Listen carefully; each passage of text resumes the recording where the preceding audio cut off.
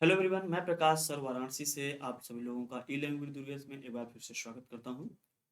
अभी जस्ट पिछले वाले क्लास में आप लोगों ने देखा कि नमः धन करोति में हम लोग नमस्करोति देखे। विसर्ग यहाँ पर था, विसर्ग के बाद व्यंजन मिला, क वर्ण मिल गया यहाँ था। तो उसके बाद में भी यह विसर्ग संधि यहाँ पर बना है। मतलब क्या, उसके बाद ही यहाँ विसर्ग संधि बना है। तो ये विसर्ग के बाद में यहाँ पर व्यंजन का एक एग्जाम्पल तो मिला। और विसर्ग के बाद में जो स्वर का एग्जाम्पल होता है कि विसर्ग के बाद आए स्वर और उसके बाद में जो परिवर्तन हो और वहां पे विसर्ग संधि हम लोग बोले, तो ऐसा एग्जाम्पल थोड़ा सा रेयर केस में मिलता है। अभी मैं देखता हूँ, चूंकि लिख करके तुरंत नहीं रखा हूं तो दिमाग पे नहीं आ जाता है। दिमाग पे तुरंत आ जाए तो ठीक है। हालांकि मातु धन आज्ञा से, जब मातु धन आज्ञा से मातु आज्ञा बनाएंगे तो मातु का ऐसा अगर हम लिख दें, यहाँ पर ध्यान देना,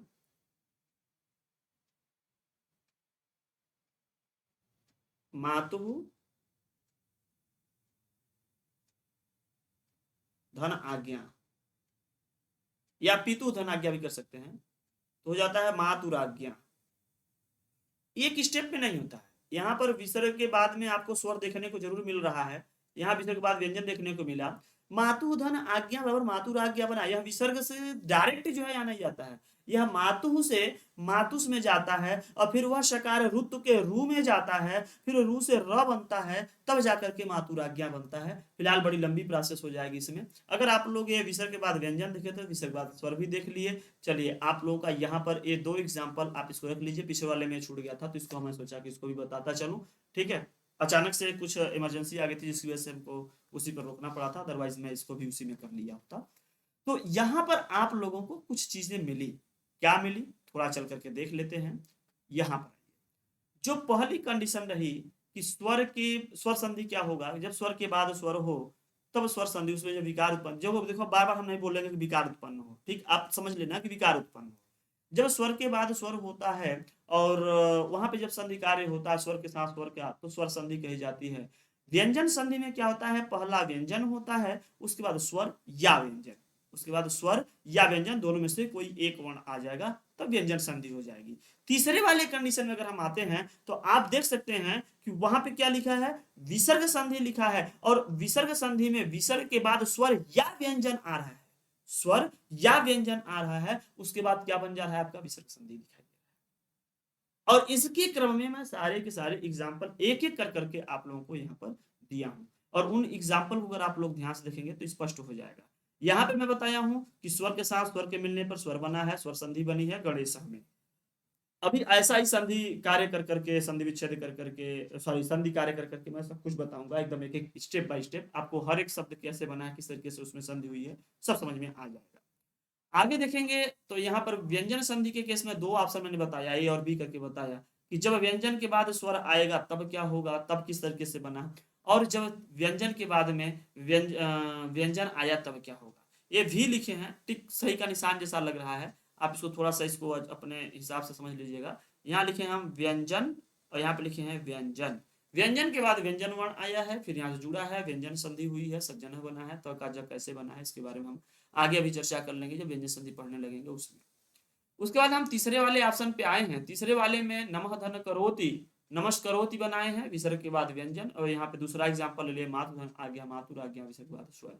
आप लोग इधर ज्यादा अभी हम डिटेल कर रहे हैं क्योंकि यह एक स्टेप में होता नहीं है, एक स्टेप नहीं, मैं बताया ना कि यह सकार होता है, फिर सकार के बाद में वो रुत में जाता है, रू में हो जाता है, फिर रू से र में बदल जाता है। ऐसे से कई जगहों पे बहुत सारे स्टेप्स में चलते हैं। तो सारे कंडीशंस को हम जब डिटेल कर रहे हैं आगे उसमें बात करेंगे। अब हम लोग क्रमवार तरीके से बात करेंगे।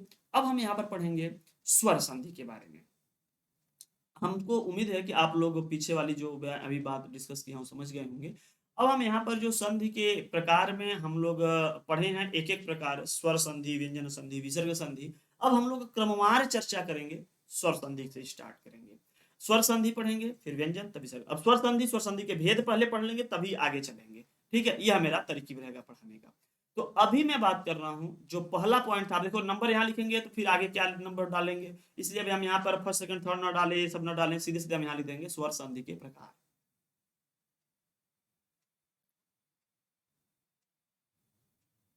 स्वर संधि के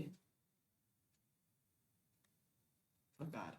अब इसमें हम 1 2 3 4 डाल रहे हैं, पीछे 1 2 3 भी भूल जाएगा। अब देखो हम लोग हाथ से लिखते हैं, कंप्यूटराइज सब कुछ सेट करके दिया जाता है, तो एक बार 1 2 3 बड़े वाले में, दूसरे फॉन्ट में बोल्ड कर दिया जाता है, एक बार जो है नॉर्मल कर दिया जाता है, एक बार रोमन में डाल दिया जाता है, एक बार एबीसीडी डाल दिया जाता है। तो ऐसे एक के अंदर एक के अंदर एक बनाने में आसानी रहती है।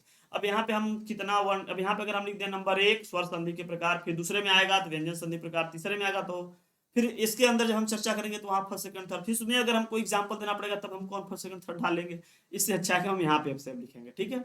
स्वर संधि के प्रकार, अब आप लोग यहाँ से एक अलग जो है नंबरिंग वगैरह सब कुछ आप समझिए।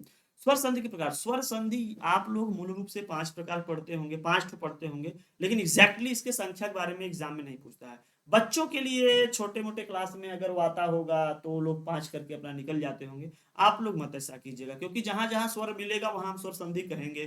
5 संधियां आप लोग पढ़ते हैं, 5 संधियां हम तो पढ़ाएंगे पढ़ाएंगे, इसके अलावा 3 संधि और आपको देखने को मिलेगा जिसमें आपको स्वर संधि ही दिखाई देगी, हालांकि उसके पीछे कुछ और बात हुई होती है, लेकिन स्वर संधि उसमें मिलता है।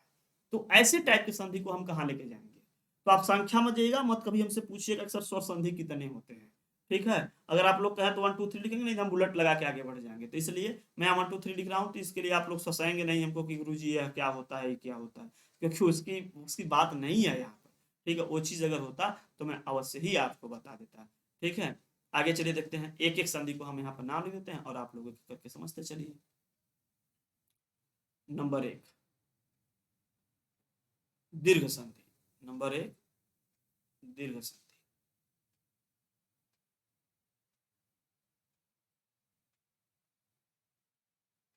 अब आप लोग आए हैं मेन संधि में, ठीक है, जहां से समझना पढ़ना रटना सब याद हो जाता है। फिर आ जाता है गुण संधि, फिर आ जाता है वृद्धि संधि, फिर आ जाता है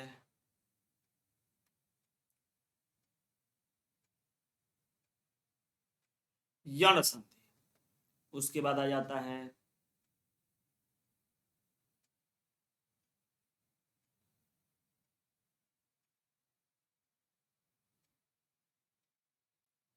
अयादि संधि, इसके बाद हम लोग लिखेंगे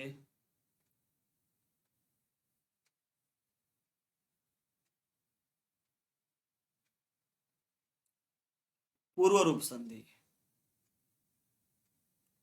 उसके बाद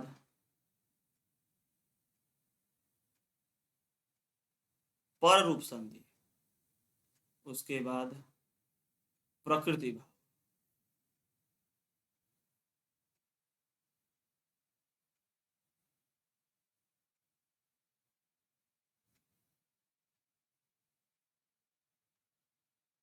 क्या हम लोग पढ़ लेंगे?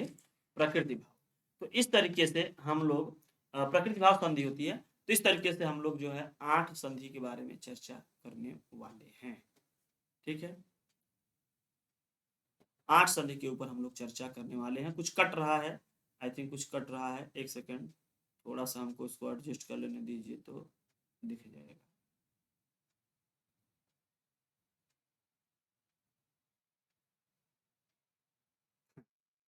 और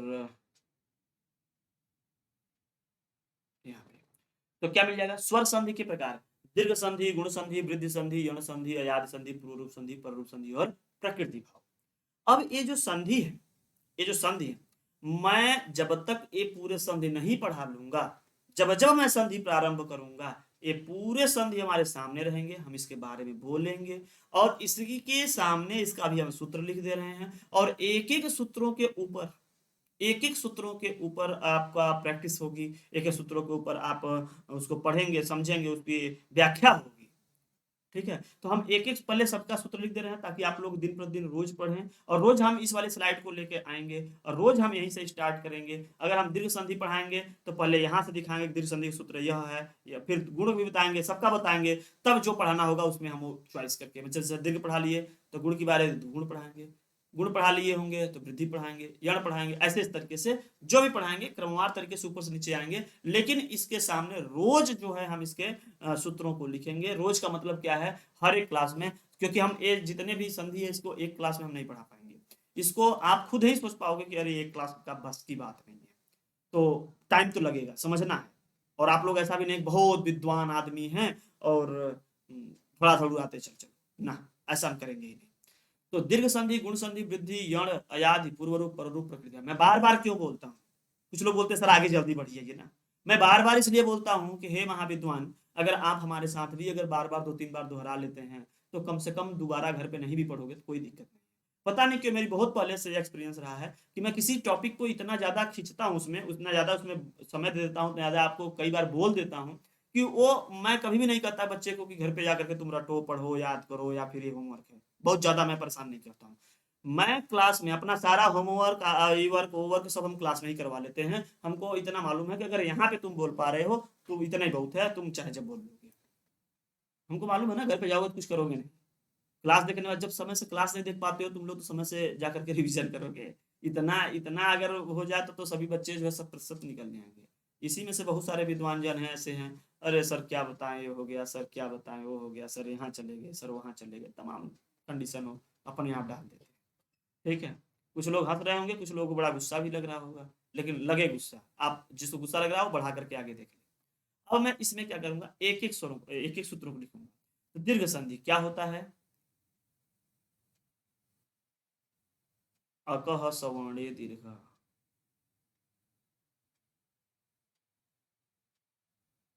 अकह सवर्णे दीर्घ, यह दीर्घ संधि।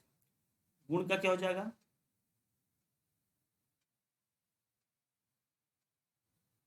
आद गुण। इसका क्या हो जाएगा?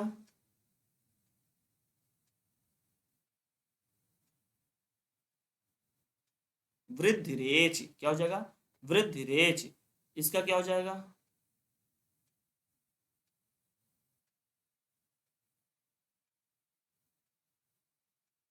इको यणच। अयादि का क्या होता है?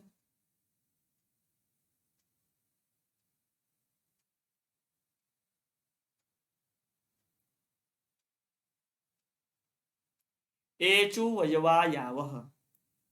पूर्व रूप संधि से जब आप करोगे तो थोड़ा दिक्कत होगी आप लोगों को। तो एंग पदांता आदति।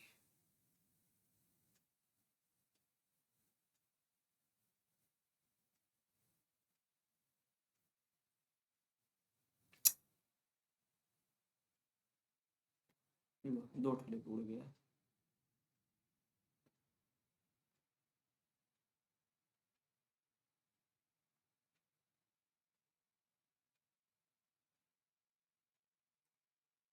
एंग पदांता दति। पर रूप का क्या हो जाएगा? एंग पर रूपम।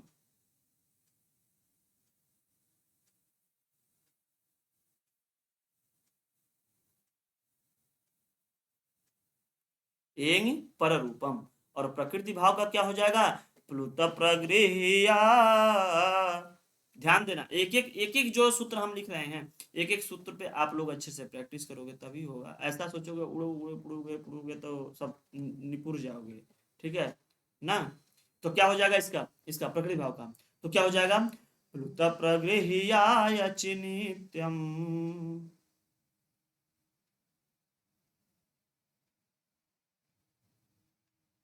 प्लुत प्रगृहिया अचिनित्यम। यह इसका सूत्र होता है। ठीक। हम ऐसा उम्मीद करते हैं कि आप सभी लोग जो है इन सारे सूत्रों को लिख ले रहे होंगे, पढ़ रहे होंगे, हमारे साथ दोहरा रहे होंगे। जब तक दोहराओगे नहीं बेटा, जिह्वा टूटेगी नहीं। और जब तक जिह्वा टूटेगी नहीं, प्रोनाउंसिएशन सही नहीं करोगे, तब तक उलट फेर गुड़ुर गुड़ुर सब इधर उधर करते रहोगे। तो हम अपने इस क्लास में बार बार आप लोगों को कह रहा हूँ कि आप लोग पढ़िए, समझिए, करिए। ठीक है। चलिए हम आउट साइड हो जा रहे हैं। तो क्या मिल जाएगा कि दीर्घ संधि का अकः श्रवणे दीर्घ, अकः श्रवणे दीर्घ न, अकः श्रवणे दीर्घ, आद गुण वृद्धिरेच, इको यणचि, एचो अयवायावः, इङः पदान्तादति, इङः पदा। यहाँ पे ध्यान देना, एक और बिंदी लगाए, यहाँ छोटा सा देख रहे होंगे आप लोग। एङः पदान्तादति, एङि पररूपं प्लुतप्रगृह्याय च नित्यं, प्लुत प्रगृह्या अचिनित्यम। आप इसको 2 बार हमारे साथ में अभी बोलिए, गाएंगे, उसके बाद ही हम आगे बढ़ेंगे, क्योंकि जैसा मैं बताया ना कि मेरे इस क्लास करने के बाद में बहुत ज़्यादा आपको लड़ना पड़ेगी, उतनी पड़ेगी, सारी चीज़ें आप खुद कर लोगे। और ऐसा मैं मान के चल रहा हूँ कि आप लोग जो है इसको प्रथम मतलब पहली बार आप लोग हमसे सीख रहे हैं। ठीक है, जो लोग पढ़ रहे हैं हम मान लिए हैं को कभी कुछ नहीं पढ़े हैं संस्कृत, कुछ लोग कहते हैं सर हमको संस्कृत कुछ नहीं आता है, तो उन्हीं को हम मान कर करके क्लास दे रहे हैं, क्योंकि अब एकदम कुछ नहीं आता उनको मान करके कब पढ़ाएंगे। तो पूरे एक ही में 2 मिनट रुक के चलेंगे, सबका लेके चलेंगे। क्या हो जाएगा? दीर्घ संधि गुण संधि वृद्धि संधि अण संधि अयादि पूर्व रूप संधि पर रूप प्रकृति भाव संधि। अगर आप संधि से नहीं करते क्या करोगे? दीर्घ गुण वृद्धि अण, दीर्घ गुण वृद्धि अण अयादि पूर्व रूप पर रूप प्रकृति भाव। दीर्घ गुण वृद्धि अण अयादि पूर्व रूप पर रूप प्रकृति भाव संधि। ये 8 संधि यहाँ पर है। तो दीर्घ संधि गुण संधि वृद्धि संधि अण संधि अयादि संधि पूर्व रूप पर रूप प्रकृति भाव संधि। तो ये सब क्या है? सब संधि हो गए, सब स्वर संधि के अंतर्गत आते हैं। क्या है आगे का सूत्र? क्या है? अकह श्रवणे दीर्घ आद गुण वृद्धि रेच इको यणचि एचो यवायावः इंह पदान्तादति इंहि पररूपम प्लुत प्रगृह्या अचिनित्यम, प्लुत प्रगृह्या अचिनित्यम, प्लुत प्रगृह्या अचिनित्यम। अकः सवर्णे दीर्घम आद गुण वृद्धिरेचीको यणचियेचो अयवायावः एङः पदान्तादति एङि पररूपं प्लुत प्रगृह्यायच नित्यं, प्लुत प्रगृह्यायच नित्यम्। अकः सवर्णे दीर्घः आद गुणः वृद्धिरेचीको यणचियेचो अयवायावः एङः पदान्तादति एङि पररूपं प्लुत प्रगृह्यायच नित्यं, प्लुत प्रगृह्यायच नित्यम्। अकः सवर्णे दीर्घः याद गुणः वृद्धिरेचीको यणचि एचो अयवायावः इंह पदान्तादति एङि पररूपं प्लुत प्रगृह्यायच नित्यम्। दीर्घ संधि अकः सवर्णे दीर्घः, दीर्घ संधि अकः सवर्णे दीर्घः गुण संधि आद गुणः वृद्धि संधि वृद्धिरेचि यण संधि को यणचि अयादि संधि एचो अयवायावः एचो ययवायावः पूर्व रूप संधि एङः पदान्तादति पररूप संधि एङि पररूपम् प्रकृति भाव संधि प्लुत प्रगृह्यायच नित्यम। प्रकृति भाव क्या हो जाएगा? प्लुत प्रगृह्यायच नित्यम। तो यह जो है आप इसको बार बार करोगे, मनन करोगे, चिंतन करोगे, पढ़ोगे, तो निश्चित तरीके से एक एक कर करके आप लोगों को समझ में आएगा, एक एक समझ में आ जाएगा। तो क्या मिला? अकः सवर्णे दीर्घः। ये प्रैक्टिस इतना कर लेना, इतना प्रैक्टिस कर लेना बेटा कि कहीं कुछ गड़बड़ी न होए। और उसके बाद हम एक एक कर करके अब इसके बारे में हम पढ़ेंगे, तो उसमें एग्जाम्पल आएंगे, सारी चीजें डिटेल में यहाँ पे चर्चा करेंगे। तो स्वर संधि के प्रकार में दीर्घ संधि, फिर गुण संधि, तब वृद्धि पे बात करेंगे, उसके बाद यहाँ पे बात करेंगे। मैं एकदम बिल्कुल सीक्वेंस में इसको बना करके रखा हूँ कि मैं आगे पीछे पढ़ाऊंगा ही नहीं। जिस तरीके से हम आपको यहाँ पे बता रहे हैं उस तरीके से अगर आप लोगों ने सीख लिया, समझ लिया, तो निश्चित तरीके से आप लोग कर लोगे। ठीक है, यहाँ पे सेकंड थोड़ा सा, ठीक है। तो ये आप ध्यान से समझोगे तभी होगा, नौटंकी करोगे तो कुछ नहीं हो पाएगा। ठीक है, तो चलिए हम लोग अब एक एक कर करके चेक करते हैं, एक एक कर करके हम पढ़ते हैं दीर्घ के बारे में और उसके बाद आगे के बारे में। दीर्घ संधि अब हम अगले में देख ले रहे हैं। अच्छा, ज्यादा बड़े वीडियोस इसलिए मैं नहीं देता हूं क्योंकि अब दूसरा वाला अगर स्टार्ट कर दूंगा तो दूसरा वाले में कम से कम 35 से 40 मिनट लगेंगे। अब 20 मिनट के आसपास यह वीडियोस रिकॉर्ड हो जाएंगी। अब 20 मिनट फिर 40-45 मिनट 40 मिनट वो वाली क्लासेस, फिर वो बहुत लंबी लंबी क्लासेस हो जाएंगी। और इसमें क्या करते हैं, अच्छा इसमें पॉज वगैरह करने का कोई वो नहीं होता, या तो फिर हम बाद में चाहें तो हम खुद चाहें अगर तो बाद में 2 वीडियोस को मर्ज कर दें और बड़ी वीडियो बन जाए, तो ऐसा नहीं होता। छोटे थोड़े वीडियोस होते हैं, आप लोग को ओपन भी नहीं होगा, एक पढ़ेंगे और हमको मालूम है कि यहाँ थोड़े से विराम की जरूरत है, आप इस विराम को लेंगे और फिर अगर आप थोड़ा सा नाश्ता पानी कर लेते हैं या फिर थोड़ा पानी वगैरह पी लेते हैं, उसके बाद फिर इसके आगे चलते हैं। हमको मालूम है कि कहाँ पर कुछ थोड़े से विराम की जरूरत है और सारे वीडियोस आपके पास में हैं, तो आप जस्ट एक खत्म होता है उसके आगे बढ़ जाइए, वो खत्म होता है उसके आगे बढ़ जाइए, वो खत्म होता है उसके आगे बढ़ जाइए। ठीक है, तो चलिए अब नेक्स्ट वाले में हम बात करेंगे दीर्घ संधि।